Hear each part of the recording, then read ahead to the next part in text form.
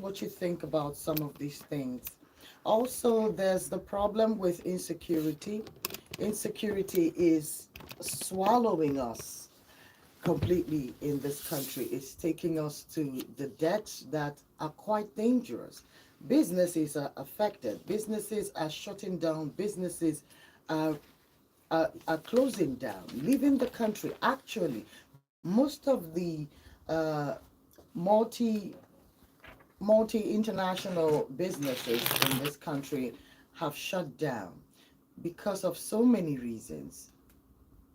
Inhospitable business environment in this country is putting us in a lot of economic damage.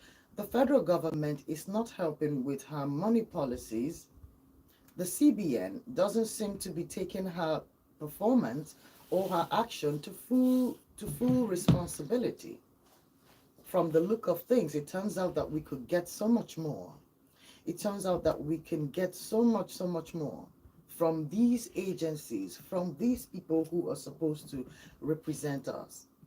All right, so we'll look at what's on the news this morning, and we will tell you what's going on in the country so that you are aware, and then that you might share your views and contributions with us this morning on the show.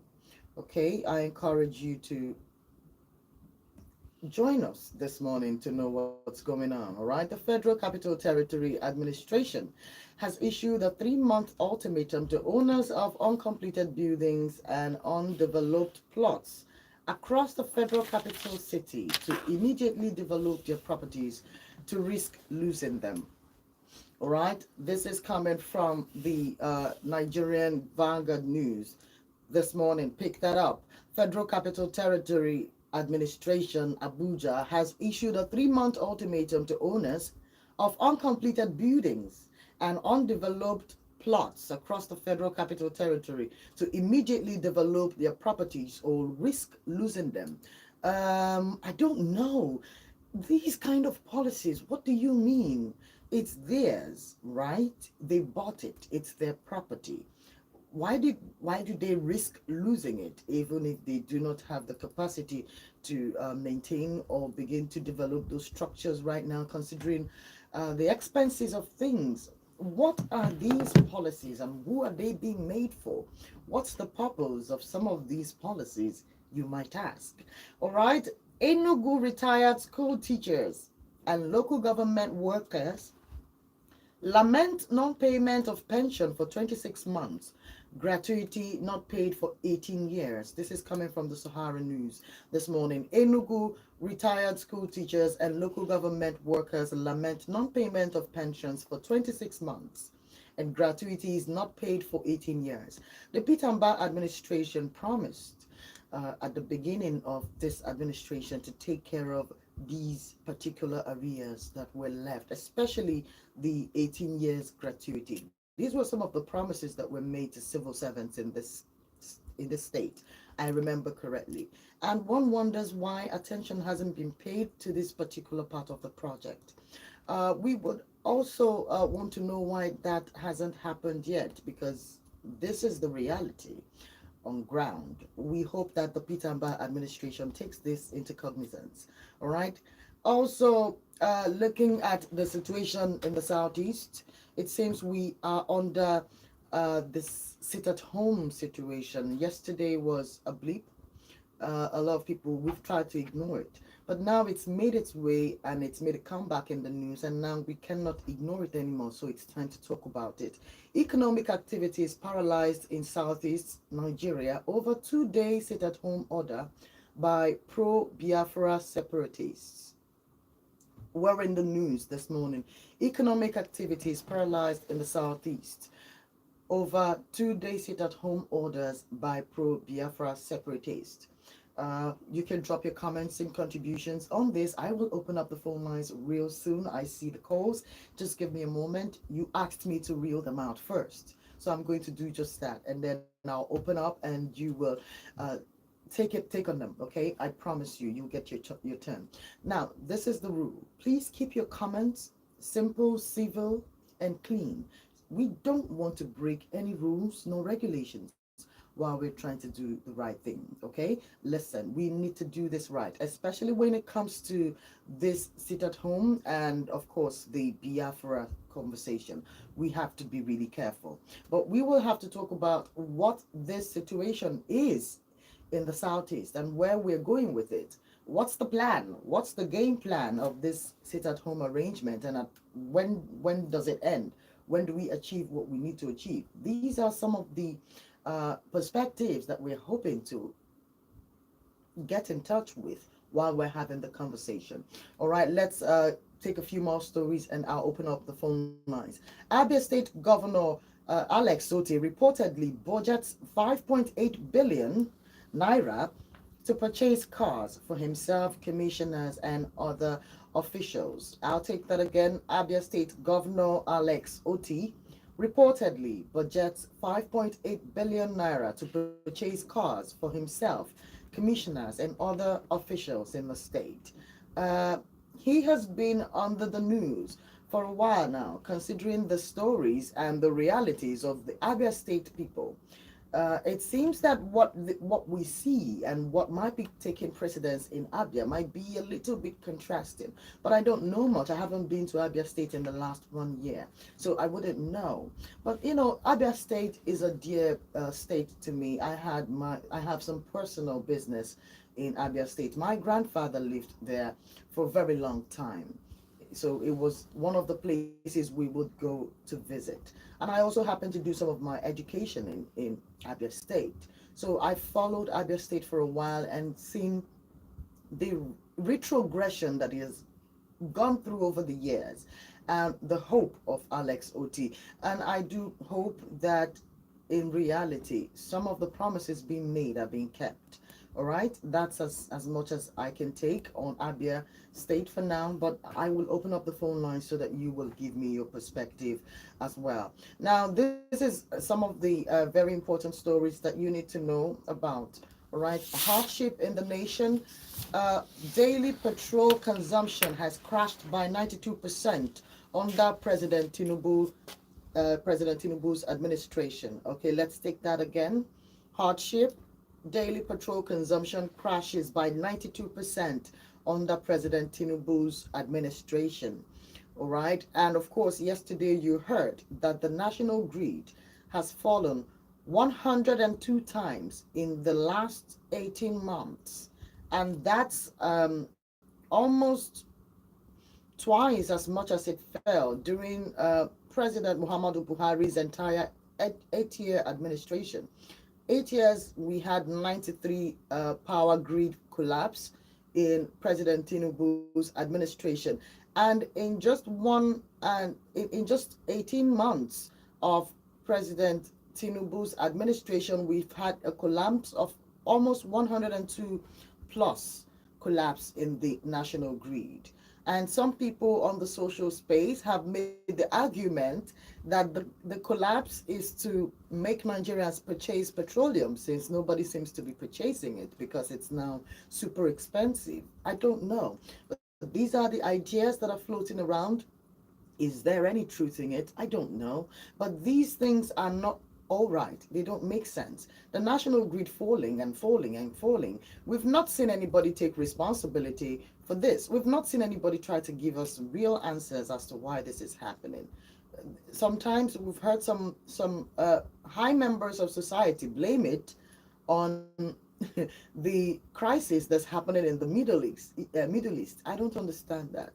But just yesterday, we also heard that we give 24-hour electricity to Niger, to Benin Republic, and another country in Africa. So if we are able to give other people 24-hour electricity, one wonders why we cannot have anything close to it around here. Most people have lived in this country 90 years of their lives, and they've never experienced 24-hour electricity in all of their days. That is not a good thing. It's not a good thing at all. All right, so I'll just take one more story and we'll be opening up the phone lines. Ondo State Governor Ayedatiwa awards 31 billion naira contract to build new High Court complex and 1.2 billion to renovate the Government House VIP lounge. Okay, that's the VIP lodge amid economic hardship in the country. Ondo State Governor Aye Datiwa awards 31 billion naira contract to build new High Court complex and 1.2 billion naira to renovate the Government House VIP lodge amid economic hardship in the country. And that is the much of the stories that we can take this morning across all newspapers, Punch newspaper, Sahara, and Vanguard News this morning. And these are the headlines. So the phone lines are officially open. Call me, share your thoughts, ideas, contributions, and analysis with us on any of the stories this morning. Let's see what you think about them. 0706 048 5853. Also call 0915 570 8347. All right, follow the program live on YouTube at High Voltage News right now on YouTube, and you'll be able to join the conversation. Like, subscribe, and share what we're doing there, dropping breaking news and top political stories as they happen in the country. All right, thank you for joining me. Good morning. Oh, wow, what's going on with my line? Good morning to you. I'm sorry about that, but do try again. You know, it's been raining all morning around here. I don't know what part of Enugu you're in, but it's been raining from the moment it was 6 a.m. this morning. It started raining around me, and it's been on it even now. So the lines might be a little shaky, but try it again. Good morning. Maybe. Yes, good morning to you, my good man. How are you doing this morning? Well, I got caught up in the rain. It was difficult to move because I needed to be sure everywhere was safe before I could get myself to the office. How are you Come on. doing? Yes, I'm reaching to state. All right. Can you try moving around a little bit? Your line's a little shaky. I don't hear me loud and clear. I think I can. I think I can. Okay, I just want to say something about the insecurity in Southeast. Try. Go ahead. It's not free of Oh my it's not- goodness. Okay, Amos, I have to let you go. Please do well to call me back. Your line's a lot shaky, and that's just not going to be good for all of us. So just try to call the numbers, again, okay? 0706 048 5853. Also call 0915 570 8347. Good morning to you. Okay, I'm sorry about that. I'm sorry about that. But that's what's going on. We can just do a refresh of the stories. Call and join the conversation. The phone lines are officially open. You are welcome to share your thoughts with us this morning. morning, maybe. Good morning to you. How are you doing? I'm doing fine, my good man. How are you? Yeah, I'm okay. You sound really bright. I like that. Yes, this is Okorosina Oh, good. from a boy. Good morning, Simeon.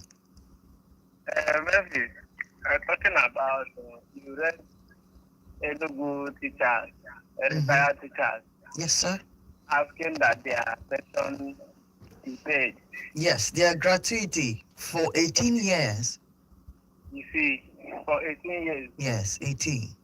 You know, there's one thing we have failed to understand about pension and gratuity. Okay. Pension and gratuity is like the money that the workers have allowed the government to save for them. Okay. It's very simple. You know, Okay. all this English, when we speak a lot of English, we will not even understand. We will not even have a simple understanding I hear about what you. we are talking about. I hear you. You gave money to somebody to save, to keep for you. And then when you are in need of the money, the person is telling you stories. It's very unfortunate. The kind of English we speak in this country has made us to be senseless. We cannot even understand Don't you think? about we don't even have a common understanding about some things. Don't you think This it's is just an indictment of our education system? Because a lot of people don't understand a lot of things around here. That's what I'm saying. The government, the politicians, or some political analysts, they prefer using big ambiguous words to describe some things. It's very unfortunate that some government will be removing some amount of money from the salaries of the workers in a way of saving it for them, Mhm. so that when they get their retirement.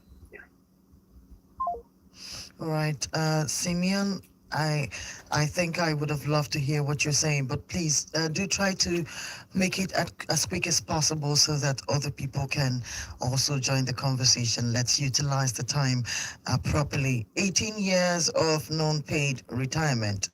Yes, I understand it's being given to the government to save, but then does that mean the person has to also be deteriorating before it is released back to them?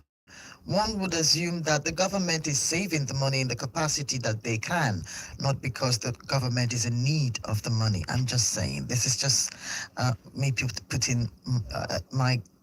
bias out there. Good morning. Yes, as I was saying, Okoro Simeon is back. Okay, Simeon, So please try it's to.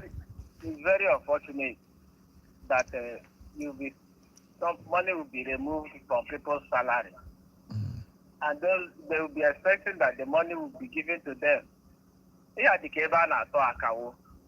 He expecting that the money will be given to you when you are in need of it, and then when it gets to that very stage, we have so many of them are late today. So many of them are in a particular condition that is not encouraged. It's very unfortunate. We saw federal government some months back saying that they are going to remove they are going to borrow between 19 to 20 trillion from pension funds. It's very unfortunate. Our government they should as much as possible to change from their evil ways. Thank you. Thank you so much, Simeon, my good friend. At 18 years, some of these people may have even lost some of their loved ones or had some tragic things happen to them. How do you owe people for 18 years? That's a long time. I think the government of Ndubisi Pitamba, His Excellency, should please take on this particular headline and please look into it, kind sir. These are elderly people whom have served the country and served the state with the better part of their life. They deserve to be given their rewards. Good morning to you. Good morning. Okay, sorry about that. 0706 048 5853 0915 5708347. You can try to call either of the numbers. You can also follow Volt FM on Facebook at Volt 1043 FM and follow this particular program live on YouTube right now on High Voltage News. Like, subscribe, and share. We'd like to hear your comments and know that you are catching up with what we're doing there. Let's also continue to tell you other headlines that you might just be interested in picking up, and you can also drop your contributions to any of these stories. Okay, hardship in Nigeria. Daily petrol consumption has crashed by 92%. I don't know if you know what that means. 92%. That's a lot. That's devastatingly that's too much. That's heartbreaking. All right, and comments have been coming in because of that particular segment, because these particular headlines are up on our Facebook, where we put them so that you can share your thoughts and views with us so that we can do our polls over there. Okay, a lot of people have reacted to this. It says they can. Nigerians are very rich people. The roads are still filled up with vehicles, so no matter what happens, I think Nigerians will adjust. This comment is coming from Abu Michael, a friend of Volt FM. Good morning to you. Good morning. Yes. Good morning.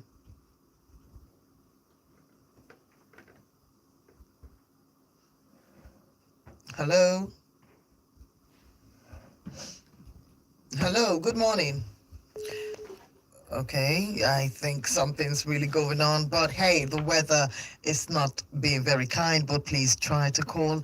We'd love to hear your views and your thoughts on these conversations that we are having this morning. 92% decrease of cars on our roads and in our streets. What does that spell for our economy that is presently not at its best position at this time? What is going on? How can we help? The World Bank said we are doing very okay with the way things are going and has encouraged our government to continue to toe this part for the next 10 to 15 years. And it sounds like one of the best mathematics you ever heard. One wonders, with that level of economic assertion, how far can we go with the way we are going? Is there any advantage to what is happening to us as a people, or is just a side advantage for a few people? Because this cannot be a general interest. These moves don't sound like a general interest. And the interest and the investment of World Bank in the Nigerian economic situation, at this point, it calls for worry, it calls for investing and investigating. Why would you give us such advice? And we've seen other crises going on all around the world. We've not heard you people dishing out this sort of economic cushioning advice to most of these countries that are having crises and at war and are even going through worse things that we might even be going through. We don't hear you giving such advice and ideas to them. But you are giving Nigeria this advice. It's worth worrying about, considering that we are trying to sustain ourselves here. We're fighting for our lives. And you go ahead, and this is your advice to the Nigerian people and to the Nigerian government. With the way our politicians are towing, you cannot have our best interest at heart. I mean, it doesn't look that way to me.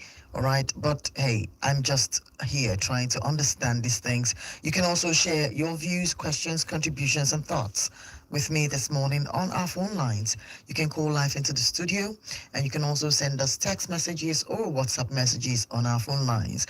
We have barely 15 minutes before the program comes to an end, so we'd like to hear from you this morning. 0706 048 5853, 0915 570 8347. Good morning. Good morning, Melvin. Good morning to you, my man. This is Charles from Afiwo. You're welcome, Charles. The only thing is that the way it is that we have to look, we have no choice than to look inward.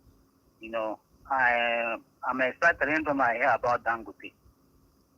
Yes, if we can have these Dangotes in this country, I mean, things will definitely improve. That's how other nations do. Nations rule by people taking responsibility. There's one man in Uchoga, I don't know whether you know him. He has massive investment in Uchu. They are driving past that road, you see what he invested there. What kind of investment could Uturu really have? These are the problems. What kinds of investment does Uturu really have? I schooled in Uturu, you know that. I went to Abia State University. So did you know that did you have electricity while you were in APSU? Let's talk about that. There is no electricity. Do you know how long it has been? And even up until now? What are you saying? Hear me out. Do you know Uchoga? I know Uchoga. Do you know his massive factory? Factory, not even factory. Do you know where he invested in Uchu? What kind of factory? Oil, Indomie, so many things are there. It's like a city. It's almost like a city. Maybe you haven't been there before. I haven't been there. I wouldn't lie to you. It's been a while that we left the Uturu access, but it's been a while. That's where I'm coming. That's where I'm coming down. If you go boundary between a State and Abia State, not that Absu area you're talking about or Kigbe area. I'm just saying The problem, generally. I'm just saying generally. What really good things are happening in Uturu? Except the one you're telling me now. It's just hard to imagine. And you to just think need that to they take it get to that. everything that other people get. They have the local government chairman, they have the House of Reps, they have their senators, they have everything that every other people have. You know, it's That's what I'm saying. I sad. think we have to take it. Like I said, well, I started by saying that if we can have six Dangotes in this country, things will really Six. improve. Why Now, why and I'm why very do you different. say that? If you have the do you know how many people Dangote is employing? Dangote has over 100,000 people every month. Okay, She's but the only person that has taken responsibility in this country in the last 40 years. In the past 40 years, I've said massive. If you go to Ethiopia, you see Dangote. If you go to Ghana, you see Dangote. In fact, most African countries, you see Dangote. So if you could have somebody like now he has a refinery, he has over 100,000 people before he builds the refinery that they are trying to frustrate. If you have some more people have developed capacity like Dangote in this country, many of them, that's why it is in other places. Like if you go to advanced countries, you see people are into like Coca-Cola alone has 1 million staff. Coca-Cola alone, it is in somebody's country. Pepsi has about 315,000 staff. So if we have people who develop, who have capacity to employ, create jobs, job creators in this country, things will improve. Because government can't do anything. okay. Even the government will depend. Look at what you have just read out this point that any good state government is So it only has to be like individuals that can only change this thing. There's nothing the government in Nigeria can do about it. their governments, they are not doing well. Just what you just talked about this one. 18 months, 18 years gratuity. That's very unfair now. So the only thing we can do is that individuals wake up and take responsibility. That's my take this morning. Good morning. Thank you for having me. I hope I had the capacity of Dangote. I would have done I wouldn't employ 100,000 people and be paid. Make sure they are being paid. Good morning. Thank you for having me. Good morning so much to you, Charles, this morning. I like your perspective and the goodwill of hoping that you're able to employ as many people as you can, given the capacity. That is what most of us are looking at.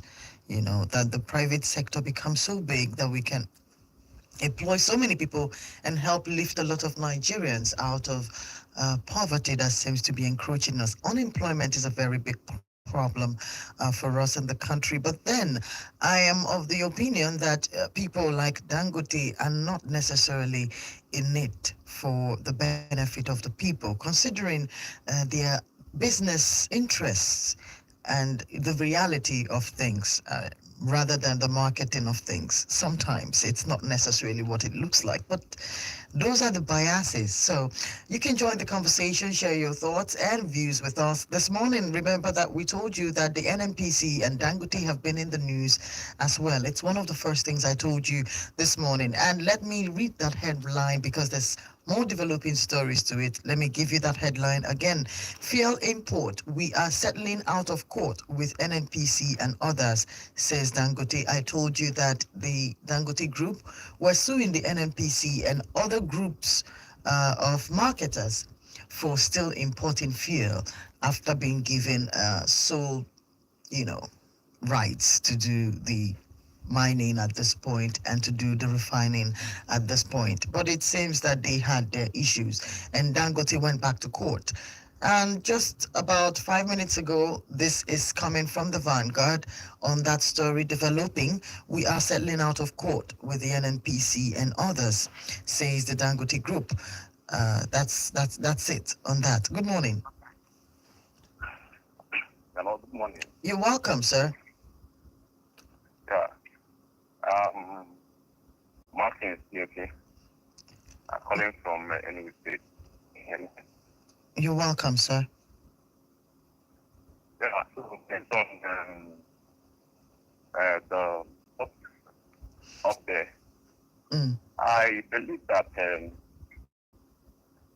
during the time of campaigns and election, where the person who is coming out for any basic position will say a lot of things that they are going to do for his people, that you do this, do that. Maybe in terms of pension and every other thing that since he has seen that the outgoing government has not achieved this, that when they get there, they will achieve those things. But all this, should I say this should be a Nigerian movie, or I don't even know what I would say.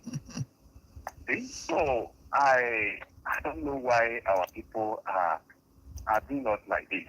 And we sometimes because with the bribe, they will give us money for us to go and vote for them. And these people, this person cannot deliver. Always we know the right thing to do.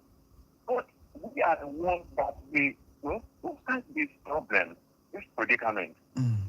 But what I'm saying is that if really our governor will take my view, please, it is very, very uncalled for that these people have worked and worked for the state. They have worked, they gave up their time and everything. And right now, they have not been paid. It is very, very, it's not good.